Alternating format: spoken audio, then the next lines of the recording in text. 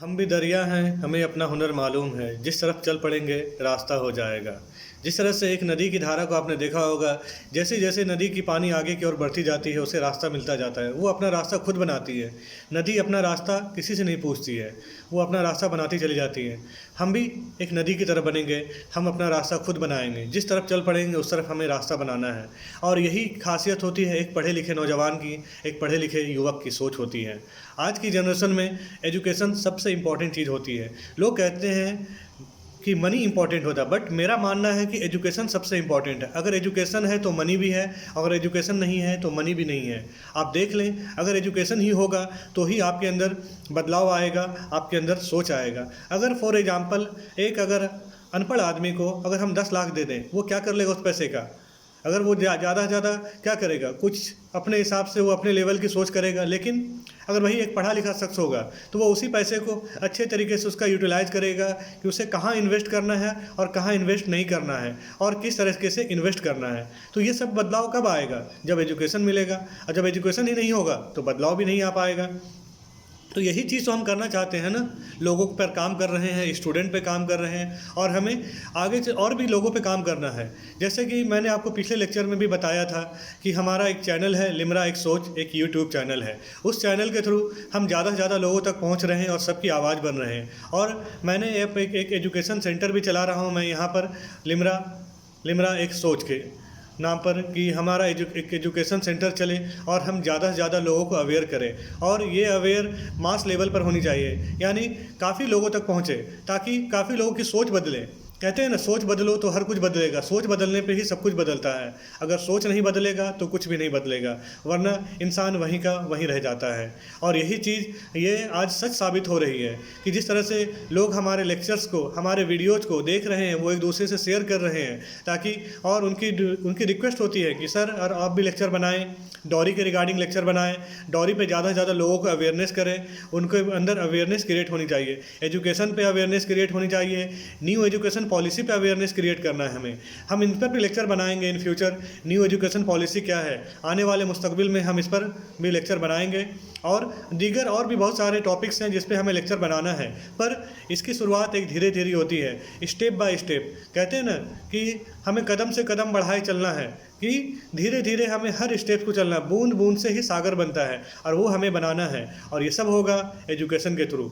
और हम एजुकेशन के ही फील्ड से जुड़े हैं ताकि हम लोगों पर काम कर सकें। कहते हैं ना, ह्यूमन रिसोर्स। सबसे अच्छा एग्जाम्पल लें जापान का। जापान ने किस पर काम किया? ह्यूमन रिसोर्स पर काम किया है। जापान की अपनी कोई भी नेचुरल रिसोर्सेज नहीं है। जो लोग हिस्ट्री के स्टूडेंट होंगे या ज्योग्राफी के स्टूडेंट होंगे, उन्हें बेहतर मालूम है, या जो इकोनॉमिक्स के भी स्टूडेंट होंगे, उन्हें पता है कि जापान की अपनी भी कोई नेचुरल रिसोर्सेज नहीं है। बस उसने काम क्या किया आफ्टर वर्ल्ड वॉर 2? आपको सब पता है कि USA dropped atom bomb on Nagasaki in the year 1945। तो उसने नागासाकी और हिरोशिमा पे जो एटम बम ड्रॉप किया, उसके बाद जापान के पास क्या था? जापान की बस एक सोच थी कि हमें ह्यूमन रिसोर्स पे काम करना है। हमारे पास भी, हमारे कंट्री में भी बहुत पोटेंशियल है, बहुत सारे यूथ हैं, बहुत सारे मासेस हैं।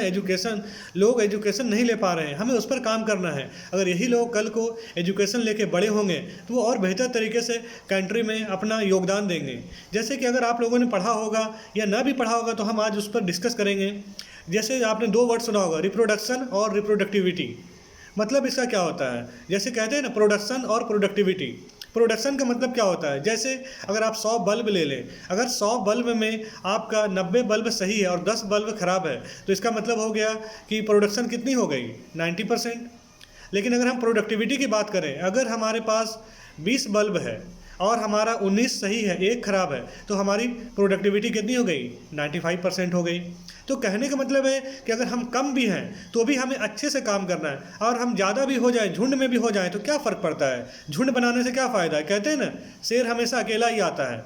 तो उसी तरीके से एक इंसान भी चाहे तो बहुत कुछ कर सकता है, बहुत कुछ बदल सकता है। और ये बदलाव आएगा, आने वाले वक्त पे बेहतर तरीके से बदलाव आएगा। हम बदलाव लाएंगे, आप बदलाव लाएंगे, और हम सब मिलकर बदलाव लाएंगे। अगर आपने नाम सुना होगा इमाम गजाली का, इमाम गजाली का बहुत बड़ा कंट्रीब्यूशन है इल्म के फील्ड में, एजुकेशन के फील्ड में, जूरिस्प्रूडेंस के फील्ड में। अगर आपने चलो मैं आज उनका स्टोरी आपको बताता हूँ। छोटी सी स्टोरी है कि इमाम गजाली ने एजुकेशन कैसे हासिल किया। यू कांट बिलीव कि उन्होंने किस तरह से एजुकेशन हासिल किया। एक उनके गांव में एक उस्ताद आया करते थे। उस दौर में आज से 1000 साल पहले या 700-800 साल पहले एजुकेशन लेना बहुत, मतलब एक तरह से आप ये कह सकते हो कि बहुत टफ काम था। तो कोई उस्ताद उनके गांव में, कोई ज़मींदार था, उनके बच्चे को पढ़ाने आते थे, वो कोई टीचर थे, वो घोड़े पर पढ़ाने आते थे, घोड़े पर बैठ के, और वो उसी तरह से फिर चले जाया करते थे। तो एक बच्चा जिसकी उम्र 6 साल होगी या तकरीबन 7 साल होगी, वो बच्चा डेली उस उस्ताद को देखता था और पूछता था, उस्ताद मुझे आपसे कुछ सवालात करने हैं। तो उस्ताद को भी लगा ये बच्चे कितने सवाल करेगा, 2-4 सवाल 10 सवाल करेगा, बस चुप हो जाएगा। तो उस्ताद ने कहा ठीक है, सवाल कर सकते हो।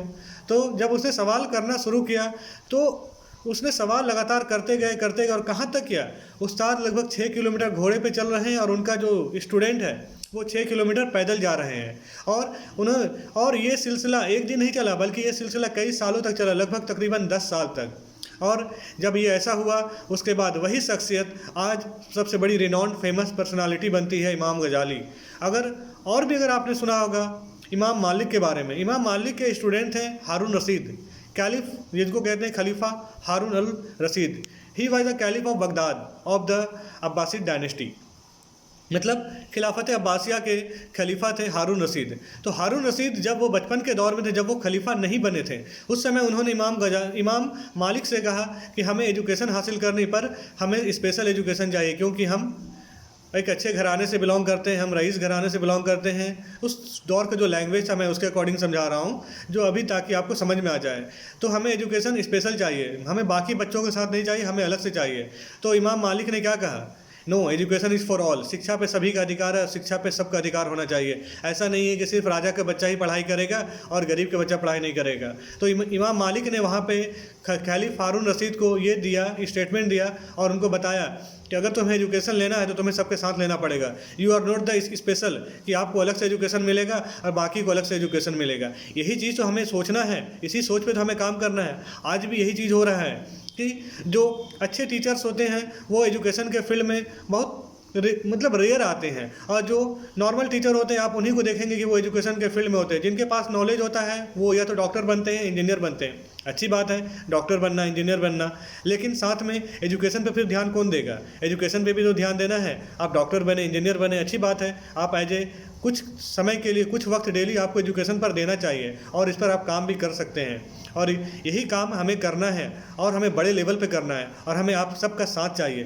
ताकि हम अच्छे तरीके से काम कर सकें। आई होप आप हमारा साथ देंगे। हमारे चैनल से जुड़े लिम्रा एक आवाज़, लिम्रा एक सोच, ये जो सोच है हमें यही सोच को तो बनाना है, लोगों की सोच को क्रिएट करना है, बदलना है, ताकि लोग एजुकेशन को इम्पोर्टेंस दें, ताकि वो समझ सकें कि आने वाले वक्त में न्यू एजुकेशन पॉलिसी क्या होगी, आने वाले वक्त में और भी गवर्नमेंट की जो फार्म लॉज हैं वो क्या होगी, और रिगार्डिंग कोविड लॉ क्या होगी। ये हम कब समझेंगे? जब हमारे पास एजुकेशन होगा, और एजुकेशन नहीं होगा तो हम समझ नहीं पाएंगे। I hope you will understand all this things. Thank you.